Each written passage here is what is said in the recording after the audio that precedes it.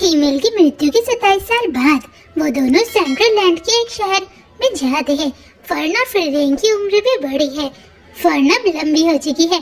फ्रीरेन बोलती है, फर्न मैंने ये सीन तुम्हारे लिए खरीदा है और मैंने ये किताब भी तुम्हारे लिए खरीदा है जिसमें जादू के बारे में बताया गया है।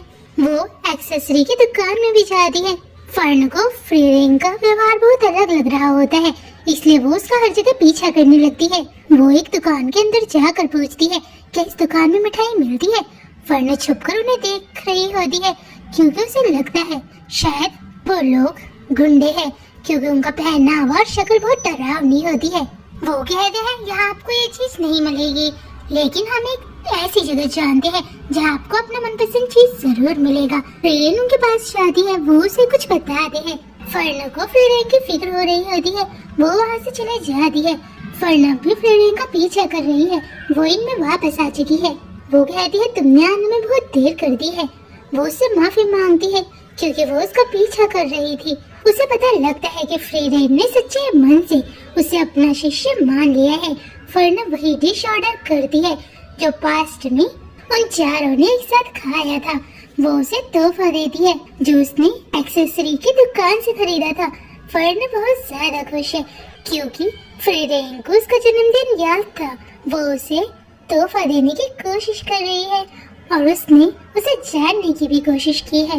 वो अपने आगे का सफर जारी रखते हैं। फ्रीरेन का सिर्फ एक ही मकसद है, वो अब मंत्रों को इकट्ठा करना चाहती है। वो हीमेल जो कि एक हीरो है उसके स्टैचू के पास पहुंचती है।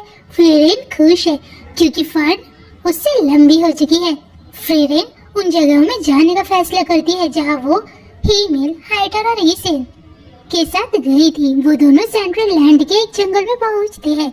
वो जंगल बर्बाद हो चुका है। फ्रीरेन फर्न को मैजिक सिखा रही होती है। वो एक ऐसा मंत्र बनाती है जिसमें दुश्मन से बचने के लिए एक सुरक्षा कवच तैयार होता है। वो एक गांव में पहुंचते हैं। कुछ गांव वालों ने देखकर समझ जाते हैं कि वो फ्रीरेन है। वो पूछती है, आप मेरे बारे में कैसे जानते हो? वो कहते हैं, आपने एक मॉन्स्टर को यहाँ कैद किया हुआ है। वो सील बहुत जल्द टूटने वाली है। वो कहती है, इस बारे में आपको कैसे पता है? वो कहते हैं, क्योंकि 30 साल पहले मिस्टर हीमेल हर साल यहाँ आया करते थे ताकि वो सील टूटे ना, और उन्होंने ही हमें सील के बारे में बताया था। वो ये जानकर हैरान है कि हीमेल ने मरने तक हर साल सील की जांच की।